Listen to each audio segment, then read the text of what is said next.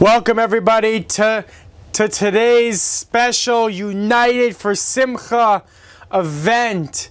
We have literally such an unbelievable program for you today, where we're going to be hearing from such unbelievable speakers speaking about United for Simcha. As we know, we are in the month of Adar. Misha Nichnas Adar Mar B'Simcha. When the month of Adar comes, we have to increase our happiness, and we are going to learn about and delve into this topic right now with such tremendous speakers. And this program is specifically geared towards seminary students.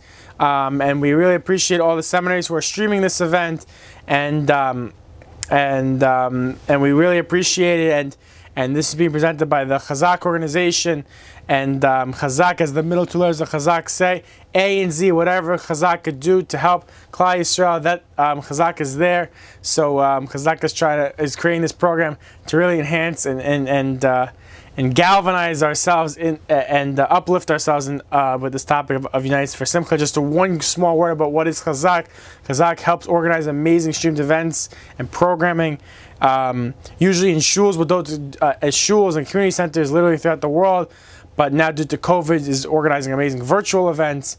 And Chazak's unbelievable work not only extends to shiurim and events, but Chazak's main mission to help Jewish public school students transfer to yeshiva. In the last 3.5 years, Chazak has helped transfer with 950 children from public school to yeshiva.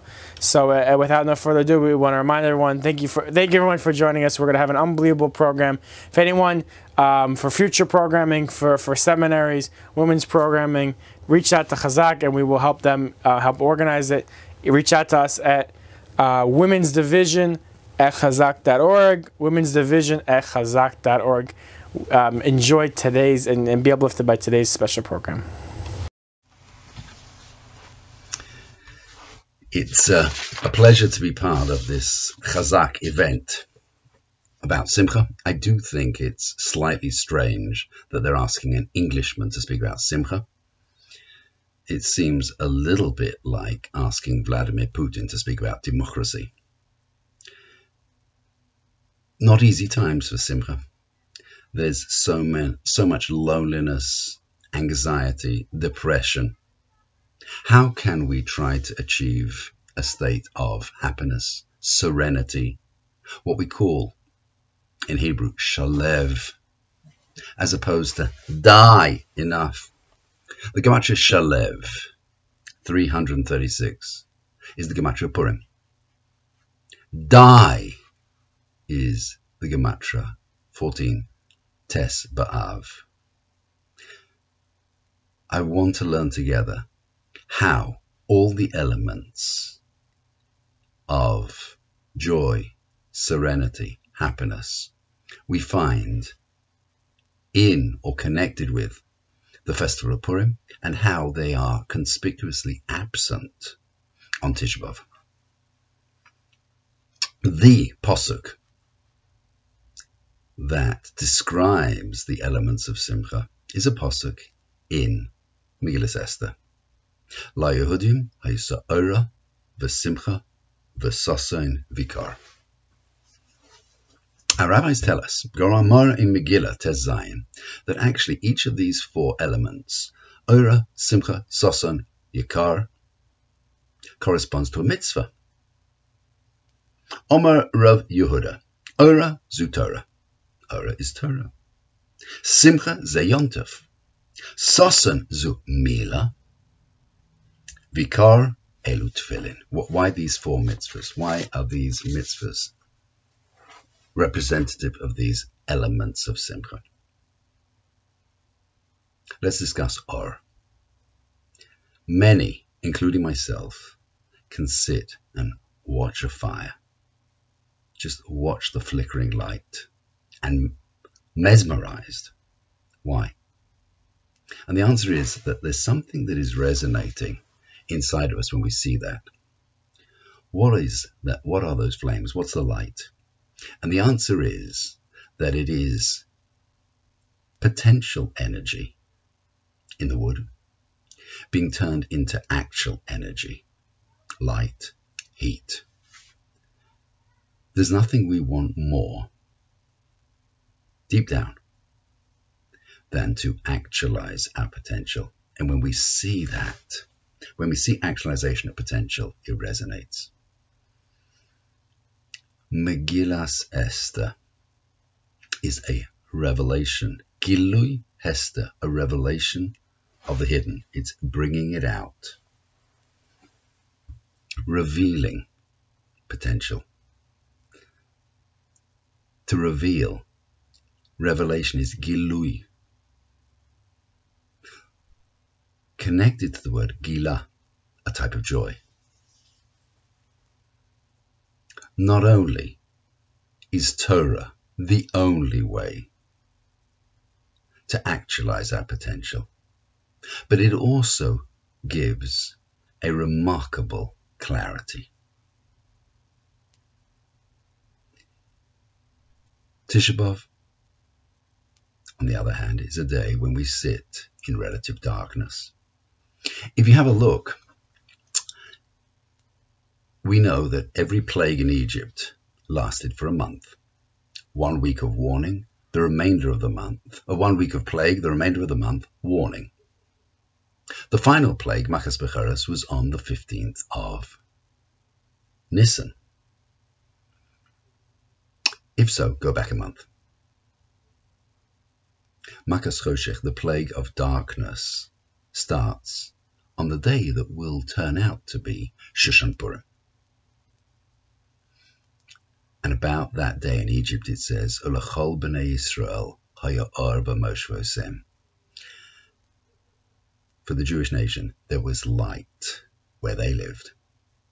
And many similarities between the plague of Choshech and the salvation of Purim, the element of light, 3 days, v'lo komu ish, v'ish lo omad.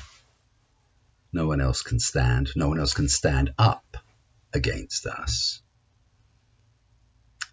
Purim is the day when we accepted the Torah willingly, knowing that there's no other way. We want this. We want this clarity. As opposed to Ma'amad Har Sinai, the revelation on Sinai, when our rabbis tell us that we accepted Torah, so to speak, under duress. Clarity. The gematria of Amalek is 240. That's the gematria of Sofek. We vanquish Amalek and we vanquish our doubt. There is a famous saying. Many think it's Chazal. The earliest source I could find is the Metzudas David on Mishlei, who says that there is no simcha, there's no joy, katora sasfekas, like the resolution of doubt. Purim is a day when we resolve our doubts. That's Torah. Simcha. Simcha is Yom Tov. As opposed to pleasure, simcha is only when we feel we've achieved something, we've grown, we're bigger. Yom Tov, days we've expanded the boundaries of Kedusha, days that were chol on our Kodesh. The area of Kedusha has grown. The Purim is the first days of sanctity of a Yom Tov after the revelation on Sinai. The first new Yomim Tovim. Expansion. This is called a tefach, a handbreadth. Our rabbis tell us that there are 2 types of handbreadth. There's a handbreadth when the fingers are very slightly, they're apart, and that's called a tefach sochek, a happy, perhaps laughing tefach. And then when the fingers are compressed together, that's called a tefach otzav, a sad tefach. Simcha is expansion. Sosen. Sosen is Mila. Why is Sosen Mila? Our rabbis tell us David HaMelech was in the bathhouse. And it occurred to him, I don't have any mitzvahs here. I'm not wearing my tefillin. I'm not wearing my tzitzis. There's not even a mezuzah on the doorway. I am bereft of mitzvahs. And then it occurred to him, I have bris milah. That's with me all the time. Sason is an ability to focus on what I do have, not what I don't have at the moment. Rav Hirsch points out, just as simcha, sin, mem, ches, is connected to tzadi, sin and tzadi, exchangeable. Tzadi, mem, ches. Samer is connected to growth, litzmoach. Sason, sos, sin, vov, sin, is connected to tzadi, vov, tzadi. Blossom, tzitz. Blossom. When there's nothing else on the tree, there's no fruit, there may be no leaves, but there can be blossom. Sason is an ability to focus on what we don't have, what we do have rather than what we don't have. Purim. It's a festival that we're missing a lot. It's a festival in the winter, and it's dark, and it's the only festival that is enacted in exile. And the message of Sason is, don't focus on what you don't have. Focus on what you do have. And the last of the four elements, Yikar. Yikar. It's actually an Aramaic word. You won't find it in Chumash. You will find it in the Targum to Chumash. The root, Yud, Kuf, Reish, is the Targum of Kabed. For example, Kabed es avicha ve'esimecha yakar yasavuch v'yasimach. What else does it mean? It also means, as does kavod. Kavod is from the root kaved, which is often translated as heavy. So what's the connection between respect, honor, and heavy? We see yakar, ki kaved mimeni, are yakir mini. Why is heavy connected to honor? So I think a more helpful translation than heavy would be weighty. What does weighty mean? It has substance. It has significance. It is something. The gematria of yakar is 310, and that's the gematria of yesh. It has something. What's the opposite of respect? What's the opposite of kavod? And the answer is, the opposite of lechabed is lekalel, to curse somebody. What's the root of lekalel? Kal. If one curses somebody, one's saying they have no significance, they have no substance, they have no weight, they have no importance. Tefillin is yikar. We place tefillin on our arm, we place tefillin on our head, and the statement that we're making is every action, every thought that we have has significance, has importance. On Purim, even our becoming drunk takes on an importance. I'd like to look at the mitzvahs of Purim. Suda. Suda. We're not alone. Social interaction. We eat and enjoy together. And part of the enjoyment we have in the Suda is enjoying each other's company. while we eat. We are not, as Haman accused, we're not mafuzar. I'm not talking about having the Pfizer vaccination. We're not mafuzar. As opposed to Tisha B'Av, Eicha, Yoshva, Bodod. Wow, that's a topical root, if ever there was one. And we have our Suda Mafsekes apart. We don't sit together. I was looking at a mental health site, and they suggested that in times like these, perhaps maybe we can't be together. So what do we do? They're not talking about Purim, but listen to what they write. Some ways to stay connected through food while being physically apart include sending photos to one another while cooking the same dish. You can then jump on a video or phone call after your meal to discuss what you enjoyed about the dish and potential recipe alterations. Maybe that's what we need to do to have the Simcha of Sudas Purim this year. Drinking.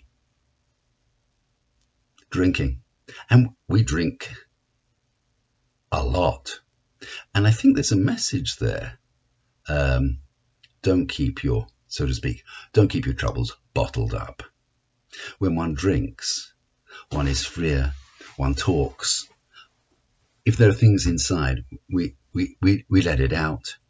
And I think there is an important message here that if things are going on inside of you, if there's worries, anxieties, find a friend and speak to the friend about it. Don't keep it inside. Interesting, on Tisha B'Av, no wine for 9 days. Matanos Levionim. I think there's a very important idea here. Matanos Levionim brings home to us the idea there are people who are in tougher situations than we are. When you focus on that, I'm not so hard up after all. On Tisha B'Av, we're on the ground. Hard to feel that others are lower than us if we're on the ground.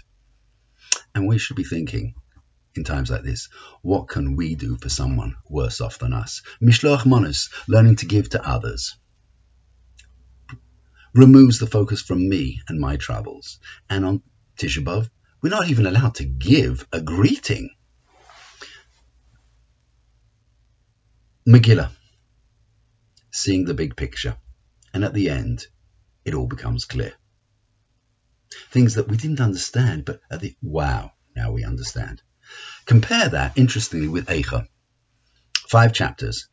First chapter, the Aleph base is in the right order. 2, 3, and 4, it's already out of order.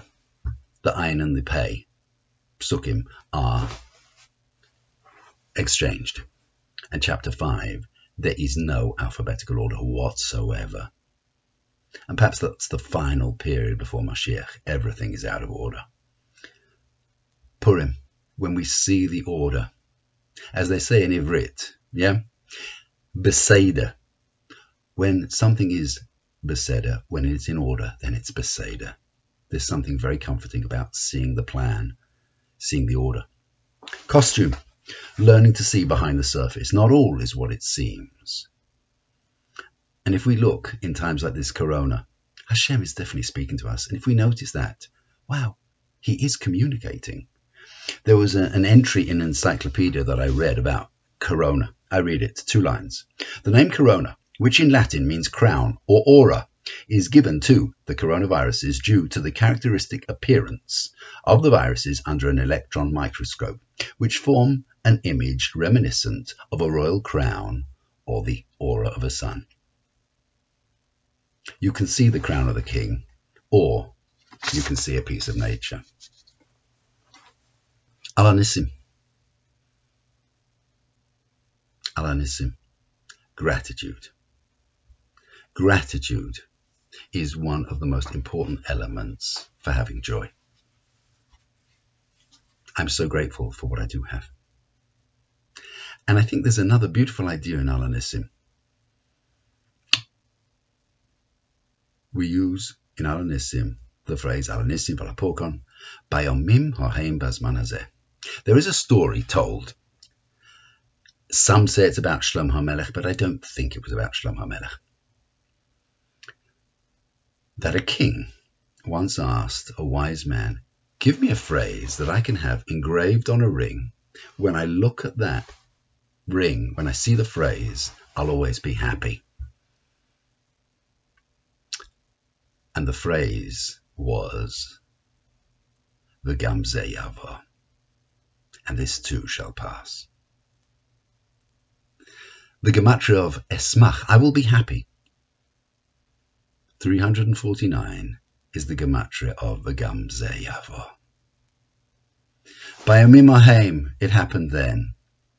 The Lavush actually has the text Bayamim hahem ubizman hazeh. What happened then can happen now. Hashem saved us then, he can happen now. Gam ze yavo. There are two festivals when we say these words. Bayamim hahem bazman hazeh. Purim and Chanukah. And on both those festivals, we take something and we spin it. Whether it's a groga, whether it's a dreidel, and we make circles and cycles, and it comes round again and again and again. And there's an idea, Bayamim hahem bazman hazeh.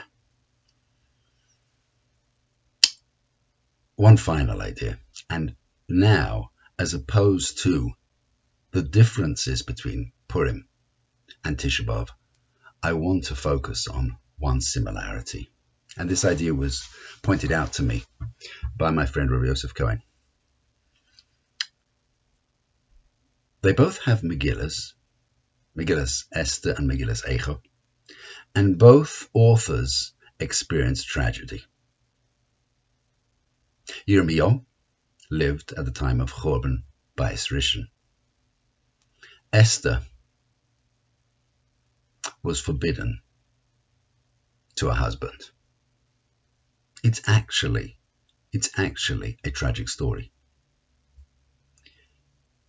We know that both Megillas were written with Ruach HaKodesh. And we've also learned Ki Ruach HaKodesh einu shora ela mitoch simcha. One can only have the divine spirit if one has a mood of absolute joy. Both Yirmiyahu and Esther must have had simcha.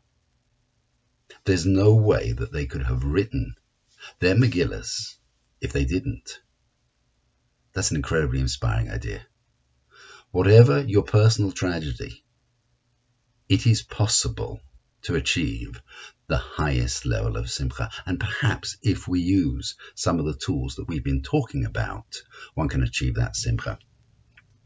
I would like to conclude by showing you a short video that I made together with a very talented student of mine, Ariella Berglis, now Begun,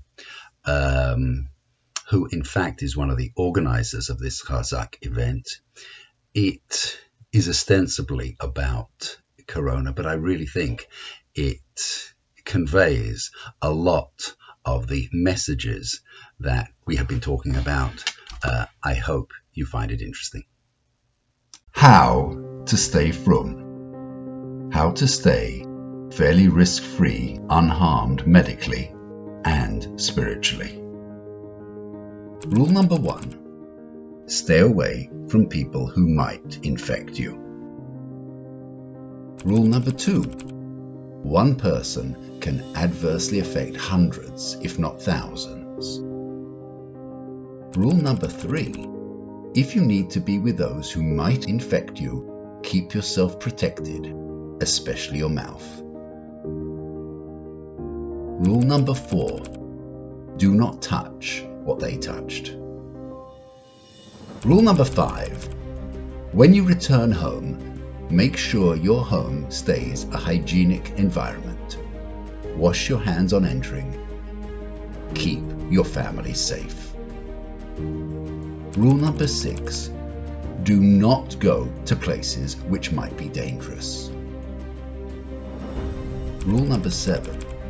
Certain groups are more at risk and have to take extra precautions. Rule number 8, do not be complacent. Rule number 9, do not think we've never had challenges like this before.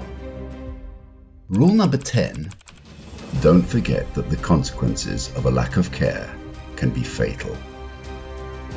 Rule number 11, listen to what the experts have to say. Rule number 12, keep up to date with new challenges and ways of dealing with them. Rule number 13, even if you think you look better without wearing protection, do not be a fool.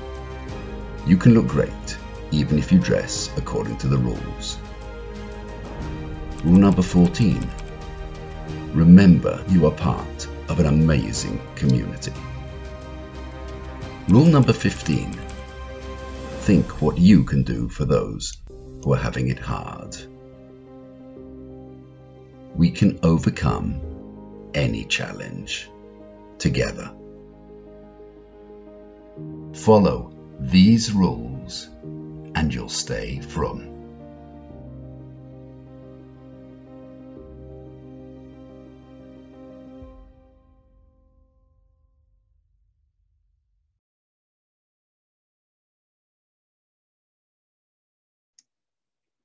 Hello, Shalom Aleichem. I just want to begin by saying how incredibly happy I am to be recording here in my little rabbi cave in Yerushalayim. For those of you who have been following my life, you'll know that we, the Nissels, just spent a month in America, mainly in Miami. Don't feel too sorry for us, but we were basically in exile. We wanted to come home after our nephew's wedding. This is a month ago. And Israel would not let us back in. And we stayed an extra 3 weeks. And to be honest with you, I spent a lot of time with students and friends and people that I met in South Florida, in Chicago, and other places that we were. And they all had a common theme. They came to me as a rabbi to expect me to have solutions to their unhappiness. So this is something that's crazy, that I've never been in America for this period of time, hearing again and again and again that people are unhappy, many of them for real reasons. They've gone through stuff, as we say, difficulties in their lives, challenges that are unsurmountable. And some people are just unhappy campers. They just don't like their lives. They don't like themselves. They're not happy with what's going on. And they expect that somehow, or rather I, as a rabbi, I'm supposed to have the solution to what everyone's looking for. Everyone wants to be happy. That's just the way it is. Some of you know the Pharrell Williams song back in 2013 that had over 1 billion hits, and everyone's dancing that they're gonna be happy. And I think, if I'm not mistaken, there were like 2,000 imitations from all over the world of that I Want to Be Happy song, dancing to it. But the point is that these people, when the dancing is over, you ask them, are you truly, truly happy? And most times the answer is no. While they were dancing, they were happy. But when the dancing is over, so they're back to their miserable existences again, dealing with their issues and dealing with their problems. So what I want to do is give one approach to finding true happiness. And this is the number one answer I give to everyone when they're saying to me, Rabbi Nissel, what can you do to help me find this beautiful thing that everyone is looking for, that feeling of being happy?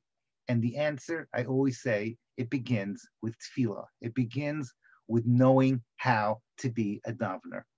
So let me show you where I'm coming from. And I want to begin by quoting from my Rebbe. I have over here this is my Ali Shor from literally 35 years ago. And I have over here the opening quote of Meir Rebbe, Rosh Shlomo Vogel Zatzal, the Ali Shor, on his Vadim, his essays on Simcha. And this is what he writes. These are the opening words. Listen carefully. Shamayim va'aretz, heaven and earth. Ish v'isha, male and female. Neshama v'guf, a soul and a body. Nigudim heim. They naturally work against each other. Lo tamid him nisharim nigudim, but they don't have to remain opposites. Yesh shemashpiyim zal ze latova. They can affect each other positively. V'yesh shemisachtim lagamri. And sometimes, obviously like a husband and a wife, they can become truly one. B'kol hiskashrus hanigudim. Every connection between things that don't naturally work together, that things that logically on their own should be going in different directions, and yet they are cooperating, that zemakaimo umahuso shel simcha. That's the true place. That's the natural home for simcha. B'kol makaim shehi nimtzeis yesh hiskashrus or hisachtus. Whenever there's connection or unity between things that don't naturally jive, that's where you will find true happiness. And of course, for us in our worlds, the baseline is the kol sasain, the kol simcha, kol chasan, the kol kala that you find in a marriage. But I want to point out that not everyone has that luxury. Not everyone has that perfect marriage.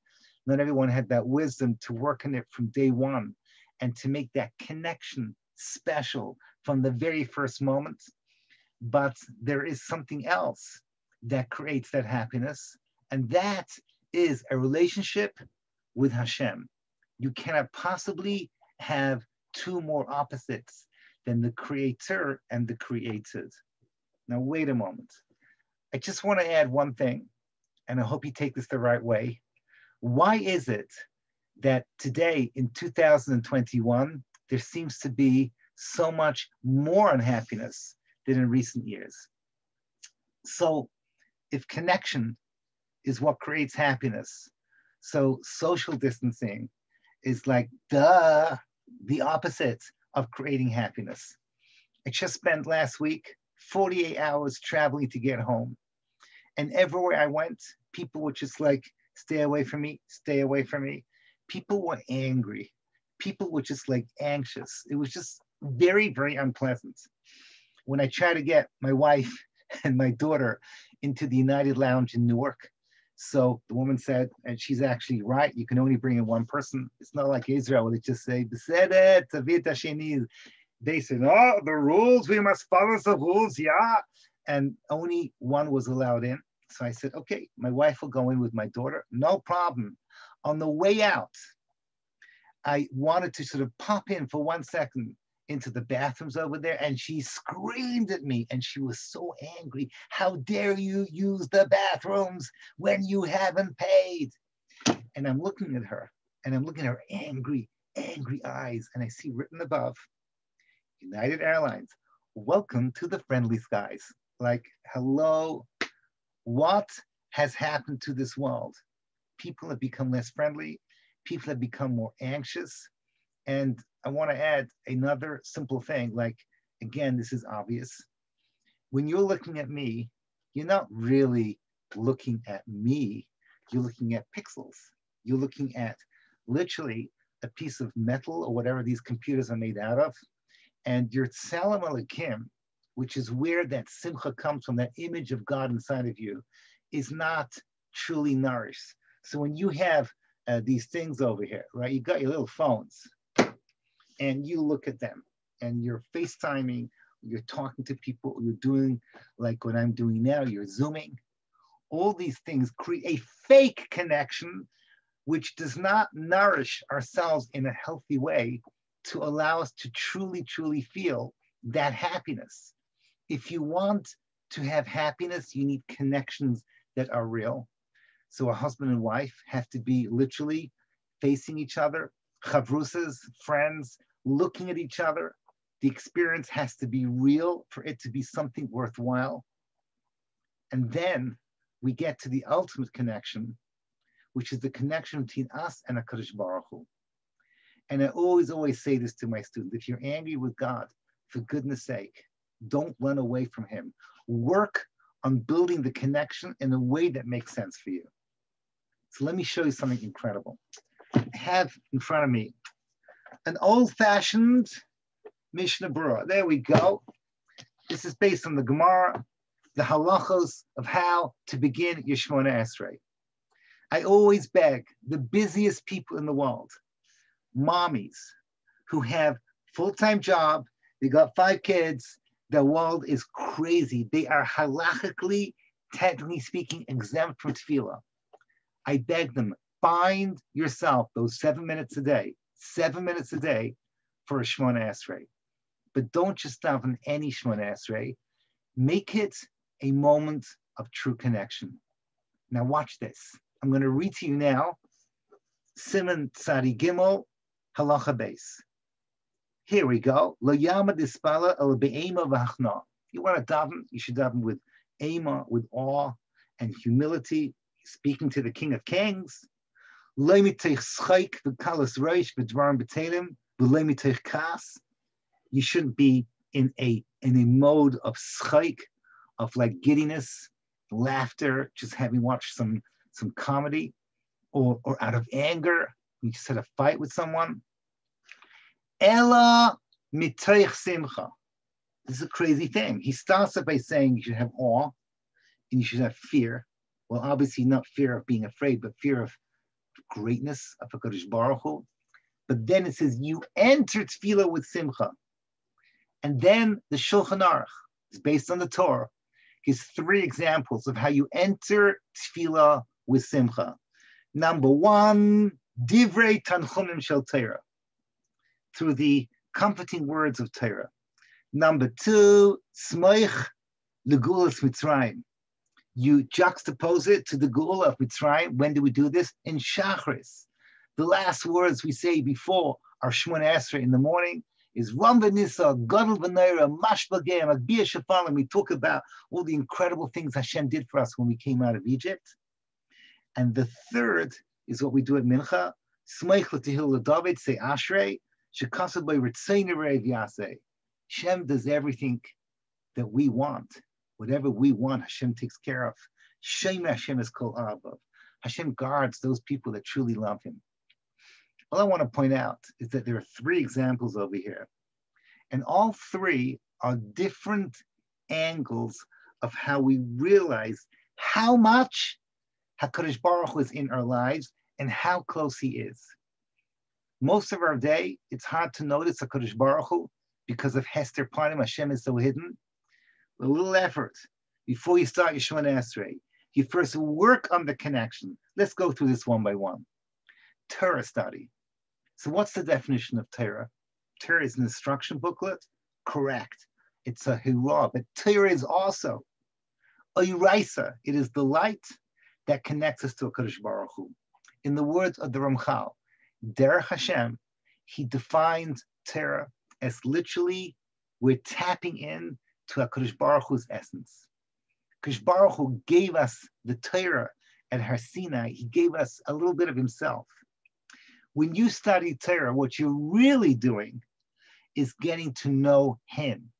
If Har Sinai is the marriage, then Torah is Hashem saying, I want you to really get to know me. And see how HaKadosh Baruch Hu runs this world. The genius, the infinite genius of HaKadosh Baruch Hu's hanhag of how he runs the world. Torah, when learned properly, gives us the joy of connecting to a being that literally runs everything with total and complete perfection. And Torah study helps us open our eyes to see that. Next, Klal Yisrael, our nation, Geula, we're coming up to Purim, Pesach, Chanukah. We see how HaKadosh Baruch Hu, at first glance, he's hidden, but when everything turns around, we see how close he was to us all along. And thirdly, and finally, these psukim in Ashrei, Shem Hashem is kol arav, Karav Hashem l'chol kairav, how HaKadosh Baruch Hu is intimately involved in our lives. Open your eyes and see what HaKadosh Baruch Hu is doing for you right now. I promise you, in the last 24 hours, if you just open your eyes, you see how close Hashem is and the hashgacha pratis, that personalized care that Hashem has for you. So this is halacha, this is not fromkeit, this is not musar. 3 examples. Seeing God in the universe, that's Torah. Seeing God and how he runs Klal Yisrael, that's Geula, and seeing HaKadosh Baruch Hu and Hashgacha Pratis in your own personal lives. If you do this every single day, it puts a smile on your face, because you see, Ba'aimek, in Pnimius, at the deepest level, there's one relationship that no one can take away from us. And it is more real than any other relationship, and that is our personalized connection to Hashem. Even our relationship with our most beloved people, our spouses, it's just a taste of that relationship that is forever and ever and ever. So today, in a world where we are drowning in fake connections, nothing will be more fake than a connection through a machine, through a phone, or through a computer, where the Tzelem Elokim is dying. It is basically shriveled up, wanting something real. But with the Kadosh Baruch Hu, just got to take those 3 steps, and he's there for you. And at least once a day for the ladies, 3 times a day for the men. We need to work on that. But we start off with simcha, and that simcha that we have, seeing how close to Kadosh Baruch Hu is, that connection that is so real.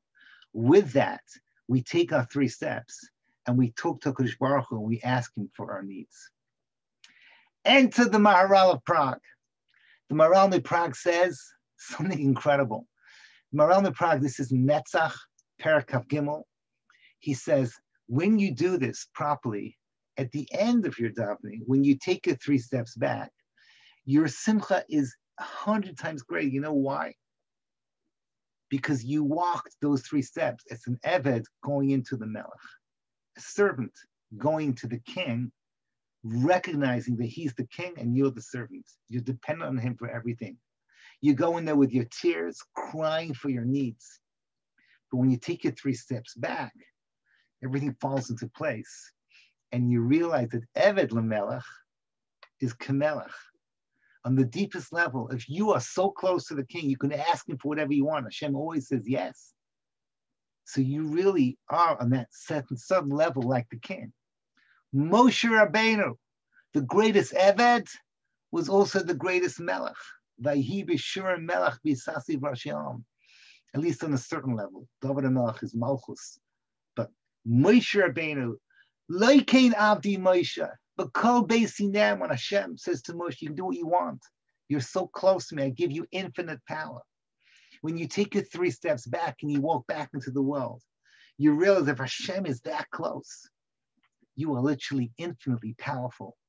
And that connection to the one above gives you a true, inner, deeper simcha that is incomparable.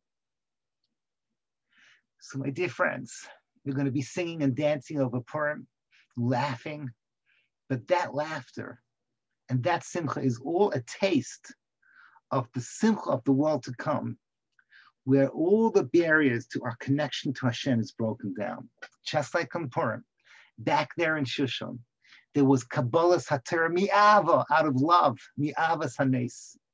We saw the miracles HaKadosh Baruch Hu did for us. It became clear how close he is. And we re-accepted his beautiful Torah. And all of Klal Yisrael connected, and there was a explosion of simcha. That's what it's going to be like when Mashiach finally comes. I'm begging you, every single one of you, make your davening the centerpiece of the simcha in your day. Beforehand, when you take your 3 steps back, you're mizbainin and how awesome it is that we can talk to Hashem. And when you take your 3 steps back at the end, and you realize how close Hashem is, how amazing it is to have that connection with him, Eved Kamelech, Kamelech, that we are an extension of HaKadosh Baruch Hu's Malchus, and allow the simcha to explode into your life. May it be Hashem's will.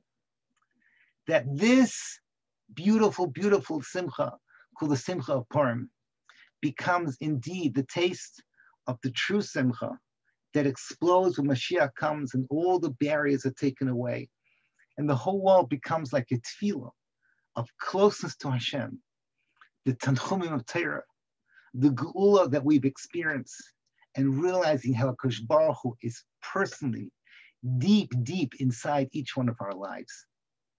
Have a happy, enjoyable Simcha Dika Purim, when we all laugh together in the simcha of the coming Mashiach Meher v'Yameinu.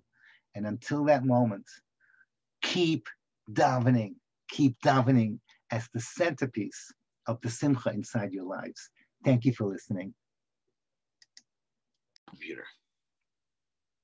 Misha Nechnas Adar Marbim Besimcha. When the month of Adar comes in, we know it's supposed to increase our joy, as we know well that the Gemara says, just like in the month of Av we're memayit our simcha, so too in the month of Adar we are marbe our simcha. Unbelievable, amazing. What that means is, nonetheless, is that in Av we're memayit, Adar we're marbe, but anyway you slice it, we have simcha. It's just a question whether we're memayit or we're marbe. I want to share an idea. I don't know if it's true or not. I hope it is. I think it's a nice concept. And that is, understand the following concept. You know that the word simcha, when we say Misha Nechnas Adar Marbe Bis Simcha, the osios, the letters of Bis Simcha, are the same letters of the word machshava. If you switch the letters around, it spells the word machshava. The word machshava means machshava means to think. Bis simcha, machshava, to think. It's a thought process. Simcha comes through a thought process. And I was thinking, fascinating. We know we're not supposed to be maharher. We're not supposed to think after the midos of HaKadosh Baruch Hu. When Hashem behaves a certain way with us, and it's somewhere where it looks like it's not so good, and maybe we get a little bit like, how could this be? What's going on? We accept it. We accept it. The Rebbeinu Shalom knows what's going on. Hashem knows what's best for us. And being that Hashem knows what's best for us, therefore we don't think negatively with whatever it is. Maybe that's what it means. Just like during the month of Av, we're mematim b'simcha, we're memait our machshava, meaning to say, we don't go to think what's going on over here, what's Hashem doing, how can Hashem do that, etc. So too, during the month of Adar, when things are going good and things are going well, we're meant to actually get to that level. Marbim b'simcha. Why? Marbim b'simcha means machshava. Stop and think about everything that we have, about all the goodness. Focus on all the positive. The idea in life is that we all want to be happy. We all want to be joyful. And like we said, the whole year we're meant to be happy. Just in Av we're mamait, and Adar we're marbe.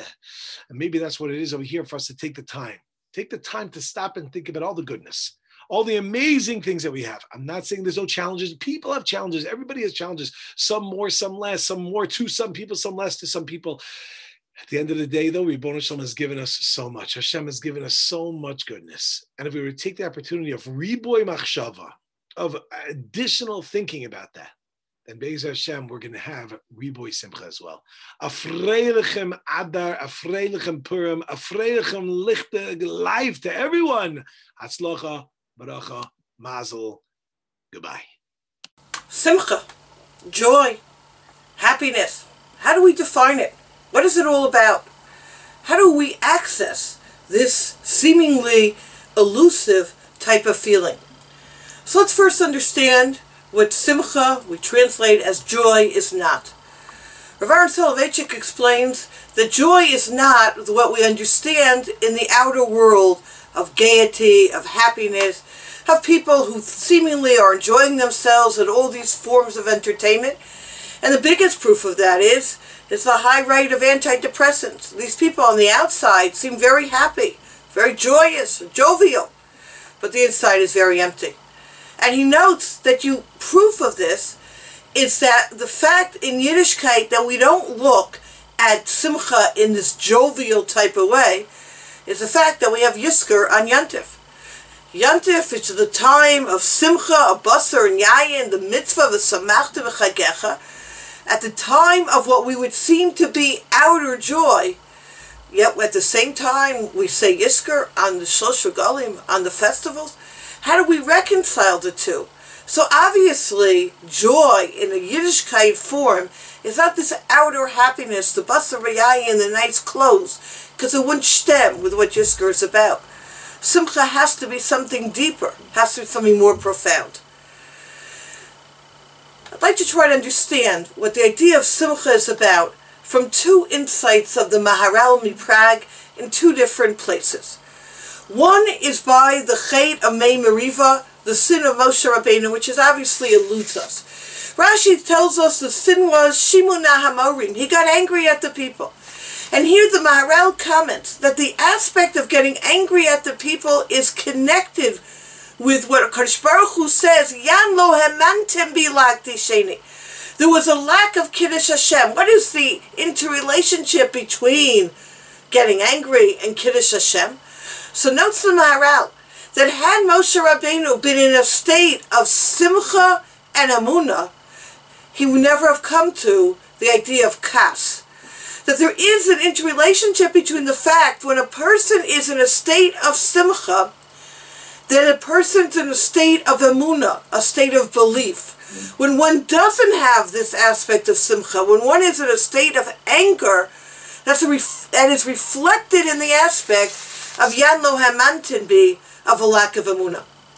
So again, we need to ask ourselves, I understand, simcha is not this jovialness, simcha is not this outer gaiety, simcha is very much connected with the idea of emunah, of faith. However, we still need to understand what simcha is. The Maharal in Chidushei Agados offers us a one-word insight into simcha. And it's this one-word insight that I'd like to try to develop for a number of moments together. And it's a one-word insight that if we're able to integrate into our lives, whoa, the impact it can have. And that one word is simcha is equal to shleimus, wholeness. What does that mean? What is this all about? Very interesting medrash. Where the medrash says on Shiras Chana, where she says, Alatz libi b'Hashem, Ramah karni b'Hashem. She's praising Hashem. She's thankful to Hashem.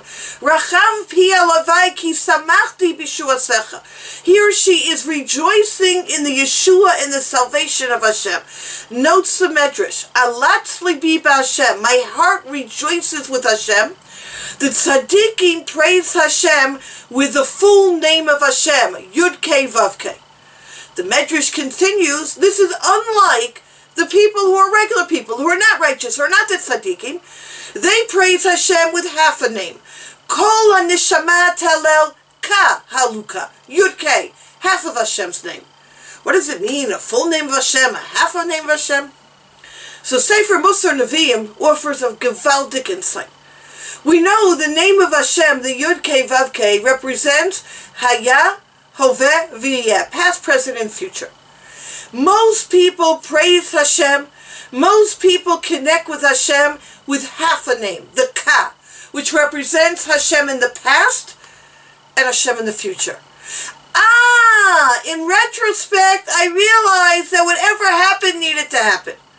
And in the future, I'm confident that everything is going to work out. The challenge is being able to see Hashem in the here and now, in the present, in what I'm going through. Alatz libi b'Hashem, rananu tzaddikim b'Hashem. The greatness of tzaddikim is they're able to praise Hashem with the Yud Kei Vav Kei, with the Haya, Hoveh, and Yehiyeh. Not only seeing Hashem in the past in retrospect, not only with the hope and anticipation of the future, but to able to experience the joy, the connection, the shleimus, the wholeness of the experience wherever I am right now as being exactly where Hashem wants me to be.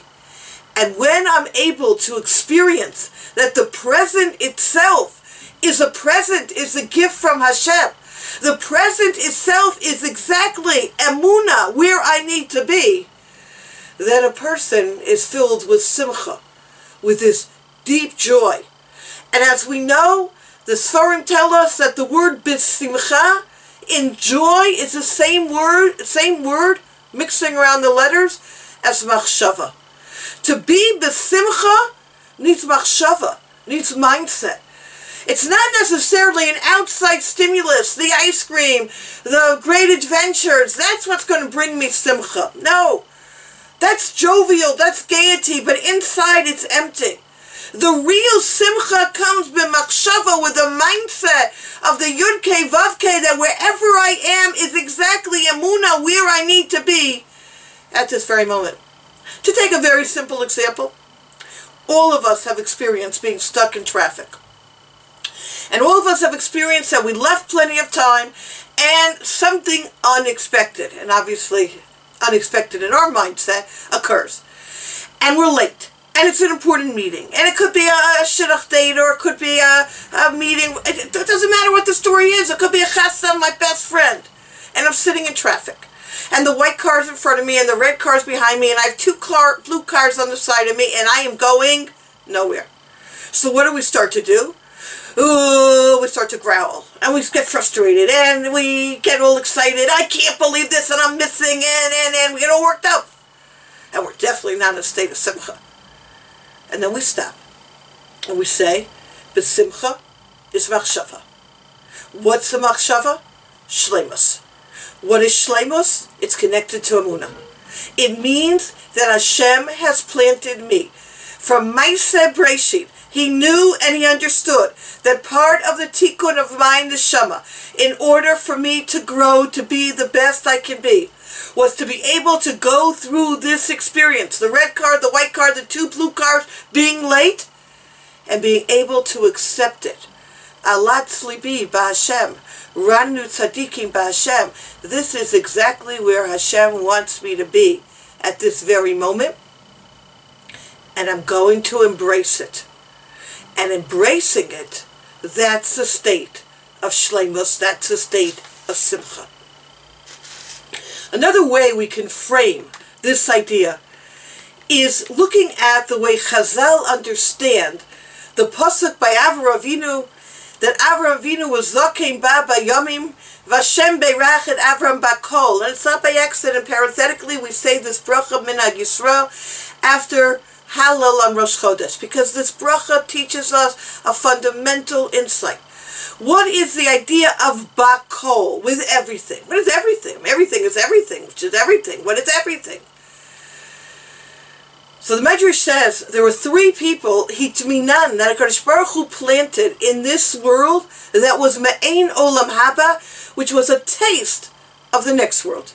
Avraham, Yitzchak, and Yaakov. We say this in benching. Avraham is blessed bakol. Yitzchak is blessed with the word connected to Yitzchak Avinu is mikol. And Yaakov Avinu, Yeshli Kol, with the word Kol. Bakol, Mikol, Kol. These three were planted in this world with a sense of the next world. What does this mean? So one idea that it means is that the next world, there is no component of time. Past, present, and future all work together. I'm sure many of you have read these stories of these afterlife, after-death experiences where the person sees in front of them. You see this in all these writings. They see their entire life coming in front of them like a fast-speed film, right as they're leaving this world. Because, again, there is no sense of time. Past, present, and future all merges together.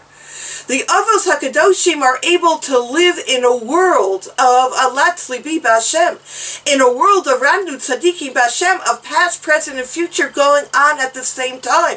That's the concept of Bakol. That's the concept of Shleimus. That's the concept of, if you were, that Simcha is about b'machshava, perspective. When I have a perspective of the totality of this experience, sometimes I get so caught up, not sometimes, oftentimes, I get so caught up in the moment that I'm not able to move beyond it. I'm frustrated at the very thing that's going on right here and right now. And I've lost perspective. I've lost that this is part of a larger scene. I've lost that emunah. To be able to live in the Olam Haba and Olam Hazeh means that I understand that there's a plan for everything. I understand that past, present, and future all merge together in the most beautiful tapestry that HaKadosh Baruch Hu is weaving for our lives. There is one day a week, notes the Siftei Chaim, that we tap into this midah of bakol, this midah of perspective, this ability to see Olam Haba in this world. And that's obviously, my friends, Shabbos.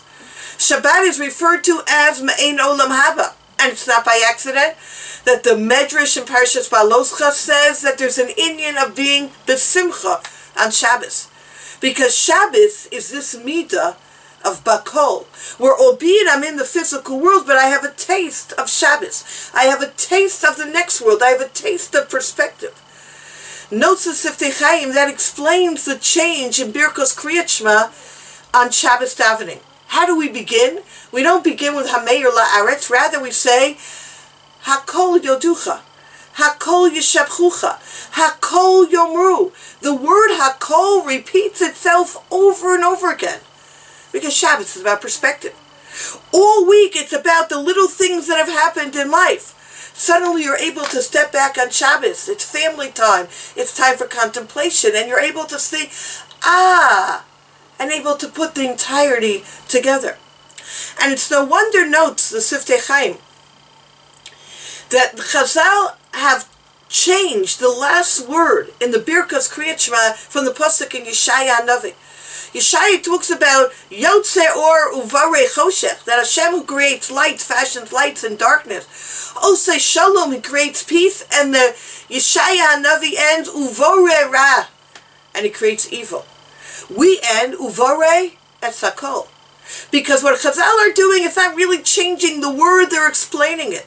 You're right, Ra in its own way, in the intensity of the here and now, is really hard. But understand Ra in perspective, that the challenges we go through, what we understand as Ra, as evil, as difficulties, as sufferings, is seen in the perspective of Uvare Takol. There's a larger picture here. We're just seeing such a small aspect of this larger picture. It would be similar, my friends, if any of you have started a 1,000-page book, a novel, metach, with a lot of, drama in it, or excitement in it, or any type of whatever feeling you want to put into it, or a mystery novel, and you decide that you're going to start on page 480. And you start reading the book from page 480. It's a 1,000-page book. And you're reading the book, and the entire time you're saying to yourself, what's going on? Why are they doing this? This book makes no sense. You're right. But I have a little secret to tell you, my friends. Our book isn't an 1,000-page book. It's a 5,781-year book with many, many days in each year. Do the math. It's beyond me. That's how big the book is. And this is because we are here and seeing just a small part of what we play in this world. Do we understand what came before us in a different Gilgul? What we have to attack in here? We're very limited. Our job is to be able to understand that whatever happens, Emunah, Simcha, are interrelated. It's not for naught. And hence we understand the idea that Shabbos is filled with Shira v'Zimra. It's filled with song.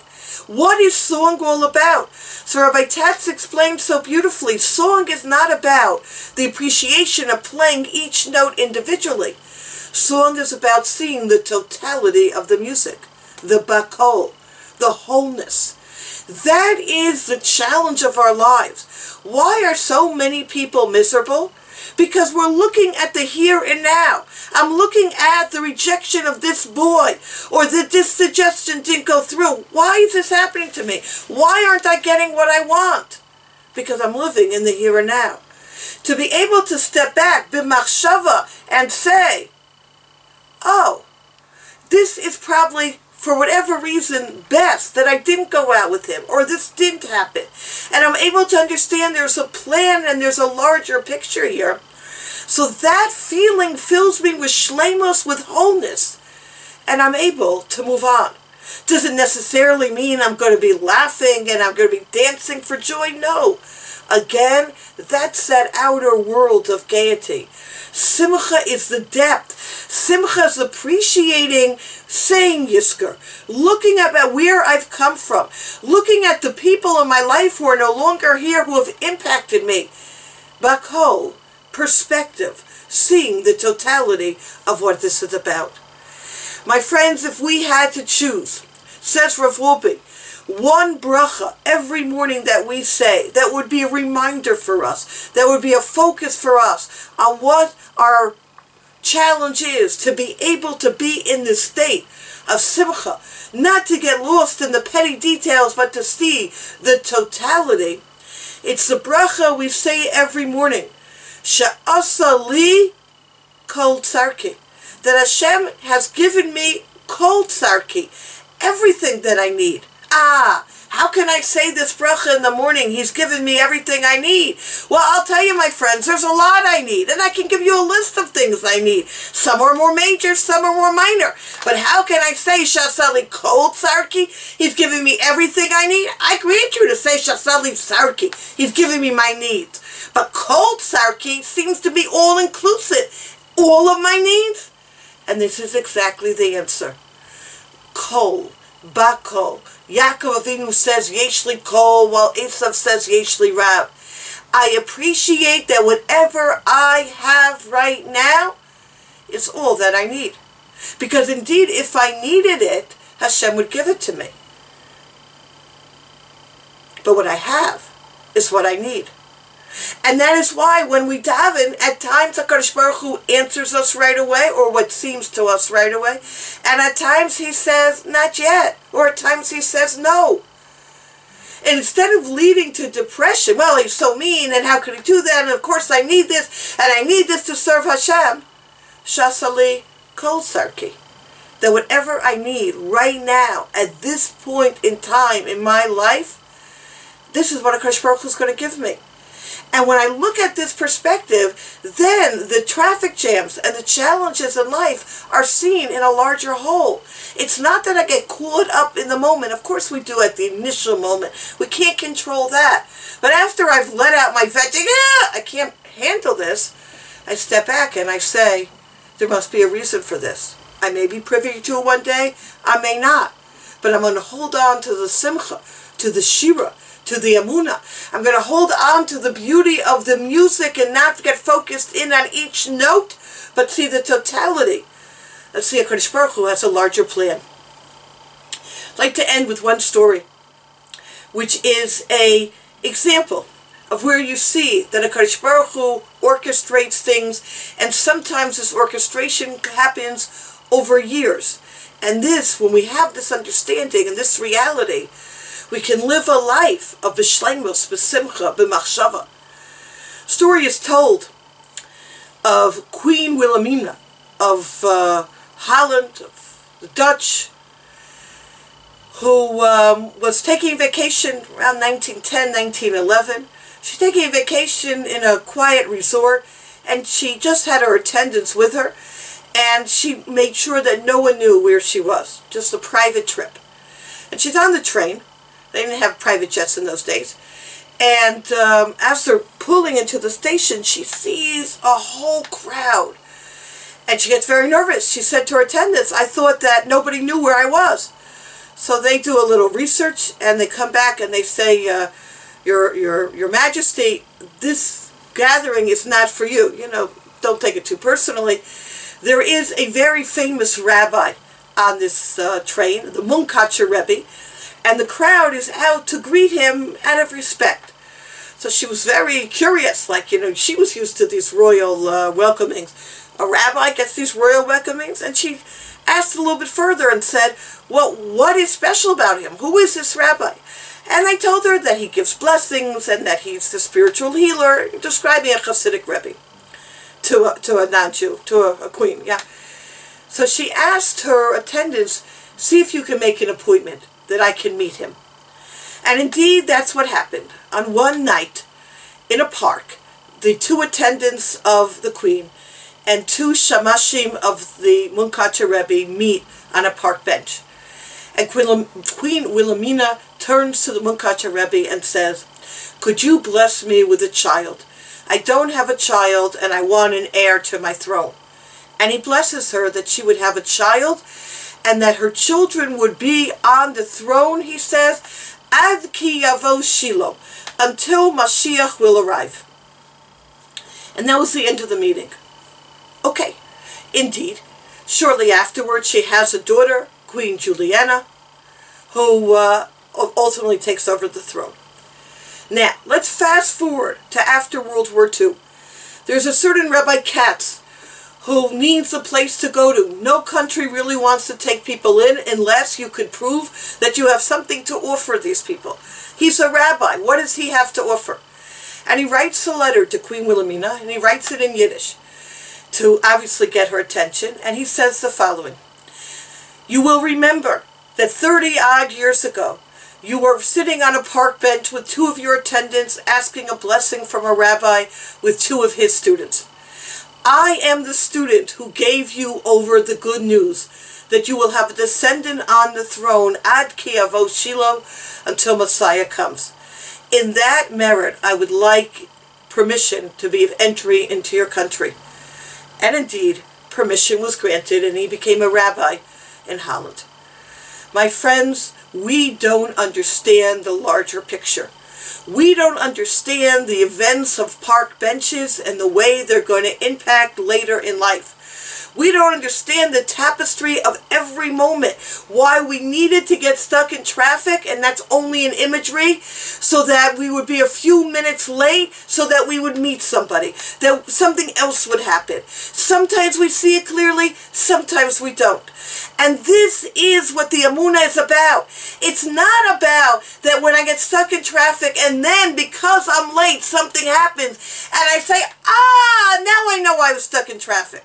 That is Ka, half the name of Hashem. And it's not getting stuck in traffic and saying, I am sure something